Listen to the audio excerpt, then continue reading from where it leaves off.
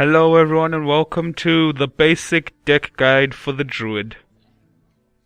And if we look at the Druid, the basic Druid, we realize that we've got a strong mid game, and then we kind of taper off into a semi-decent late game. Mostly Druids, if you're not using basic cards, if you're using expert cards, you have a relatively okay, strong mid game, and you transition into a very good late game, but not with basic cards, as demonstrated by the mana curve. So with this, you have to keep in mind that you have to make the most out of your mid game so that you can transition into a semi-decent late game. Let's look at the cards. Our first card's going to be Innovate, and it grants you 2 mana crystals this turn only. This is like coin times 2. And of course, more mana means you have more room to use either a more mana cost minion or a more minions on the board with more mana than you would have had if you never used Innovate. So it costs no mana, of course. Otherwise, it wouldn't be a good card if it did. Our second card is Claw. It costs 1 mana and it gives your hero +2. A +2 attack this turn and 2 armor. So if we look at his hero ability, it's Shapeshift, and it gives you 1 attack this turn and 1 armor. And yes, this does stack with Claw. So potentially for 3 mana, you could have 3 attack and 3 armor, and this could be used to gain some board advantage by clearing off any minion with 3 or less HP. And without taking that much damage as you'd have had 3 mana. So the only time the minion will actually start breaking even in terms of doing damage to you is if that minion had more than 3. So for example 4 and above attack, then that's when it will actually start dealing health to you, damage to your health. Third card would be Mark of the Wild. It gives a minion taunt and +2 to all stats, which is +2 attack and +2 health, which is very good, as most Druid decks really need taunts, I guess, as it helps you establish that board control in the mid game. And so if you can have an ability, 2 cards actually, to give 2 different minions taunt and enhanced attack and HP, that could help you control, as Druids have this control playstyle where you dictate the pace and you dictate the, how can I say, the activities of the game by playing certain cards. So if you want to slow things down, you can play taunt monsters and clear off enemy minions with your claw, and then establish your board control and control it from there. Make the person react to what you have on the board, not that you are reacting to what he has on the board. Fourth card will be Wild Growth. And Wild Growth gives an empty mana crystal. So for example, if it's turn 2, for example, in turn 2 I have 2 mana. So if I use my 2 mana to use Wild Growth, I can have 3 mana crystals, but not 3 mana, as this it gains you an extra empty mana crystal. So if you use Wild Growth at turn 2 when you have 2 mana, you'll have 3 empty mana crystals, right?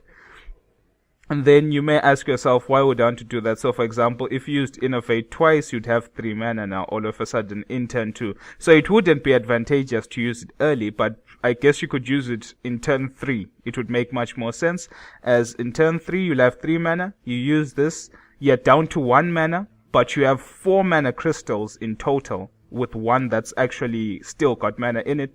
And then you can use Innovate twice, then you have 4 mana in turn 3, for example, if you have a 4 mana strategy you want to use in turn 3. So with 4 mana you could play two mana minions on the board. Swamp Ooze is great, as the Druid really doesn't have that many options to deal with weapons. So Swamp Ooze would be, for your basic deck, would be the answer to any weapon users, as if you play this, it instantly destroys the opponent's weapon.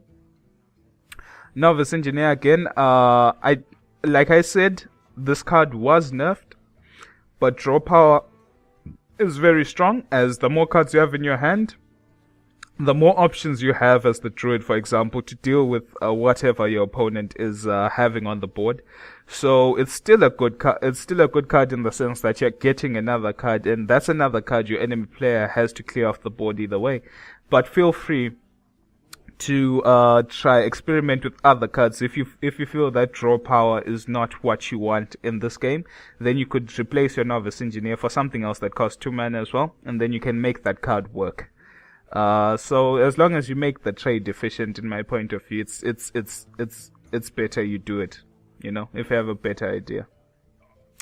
Next card will be Razorfen Hunter, and this we've talked about before. It's a hunter that summons a 1/1 boar. The hunter himself is 2/3 and summons a 1/1 boar. And let's see, is there any combos we could work with? I guess we could do Mark of the Wild. You could put Mark of the Wild on the boar or the hunter. You've got 2 options. You could make the hunter a... let's see... could make him a 4/5 with taunt, or you could make the boar a 3/3 with taunt. So you have options with that, but usually this card is usually played in basic decks to have more minions on the board to try establish board control. And by board control, I just mean that you have more minions on the board than the opponent does. So that means if he has to try clear more minions off your board than you have to do with him. Shattered Sun Cleric is a good card. Like I said, in every basic deck, you can use it to buff any other minion, and its stats may not be so great in terms of HP, but it's got good damage. It's got 3 damage for 3 mana, which is always welcome. And the ability to buff something else is really good. This card is only bad in the situation whereby you are playing it on its own and it's not buffing anything else. Then that's when you can say that the Shattered Sun Cleric is not really a good card. And if you feel that you encounter such situations a lot, feel free to replace the card with something else you think is good. Second card will be the next card will be Swipe, and it deals 4 damage to an enemy and 1 damage to all other enemies. This is a good AoE spell, as not only does it do AoE to the minions on the board that the opponent has, it does 4 damage to the enemy himself. And if you have, for example, a spell damage amplifier card on the board, like for example if I had Cobalt Geomancer on the board, or if I had 2 Cobalt Geomancers on the board, for example, then if I had 2 Cobalt Geomancers in my deck and they're both on the board, that's plus 2 spell damage, right? Then you'd ask yourself, what does that do for me? Then just know that you'll be dealing 6 damage to the opponent's face and 3 damage to all minions on the board. So that really buffs up Swipe, as Swipe is a spell for 4 mana. So if you have any spell damage cards in your deck, then Swipe gets amplified by that, just so you know. Chillwind Yeti is our next card. Like I said, great stats, 4 mana, 4 attack and 5 HP. Really nothing else to say about that card besides that you have to have it. It's really just a good card overall. The stats speak for themselves. Next card is Gnomish Inventor, and it's 4 mana for 2 damage, which is not so good, but it's 4 mana for 4 HP, and it helps you draw another card, so you get more card draw, more cards in your hand, more options to deal with the opponent. Next card will be Ascension Shield Master, and the reason why these are included is just in case you haven't drawn Mark of the Wild yet and you are in desperate need of a taunt, at least you know you've got 2 Ascension Shield Masters, and these could help you delay the end game slowly. Like if you still want to establish that mid game board control, this can help you do so by forcing the opponent to attack them while you're establishing other minions on the board. And then hopefully by then you should get your Mark of the Wild to help you do so. Our next card is gonna be Starfire. Starfires deal 5 damage to any minion, anything actually. You could use the Starfire on the enemy player, or you could use Starfire on a minion for 5 damage, clear it off the board. Anything with 5 damage or less dies, and you get to draw a card, which is actually very good. So for example, I could use this to destroy someone's Chillwind Yeti. So that's 1 for 1 in terms of cards, plus you get another card in your hand, so it would give you an advantage, hopefully in the mid to late game. Boulder Fist Ogre, like I said, is a really good card. Good stats, 6 mana for 6 damage and 7 HP. It trades really well, as only things that can deal 7 damage or more can kill it, and most of those creatures in basic decks usually have 6 or less hit points, so they die. And this is a really good trade in terms of Boulder Fist Ogres. And if the enemy player doesn't deal with them, That means you've got 6 damage on the board, which is a lot of damage for your turn when it comes.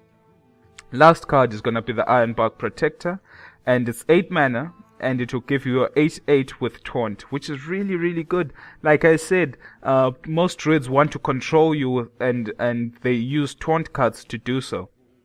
So if your opponent has already played his removal spells, he can play the Ironbark Protector, and now he has to start trading away all his cards so that he can do the 8 damage necessary to destroy the Ironbark Protector. And by then it would have served his purpose. You'd have played 2 or 3 more minions on the board, and then you establish your board control, and then you start controlling the game once again. But thanks anyway. This is what I would deem I guess you could argue against some cards, but to me I think this would be the best basic Druid deck you could potentially build with Druid cards. Thanks for watching, and check you out on the next video.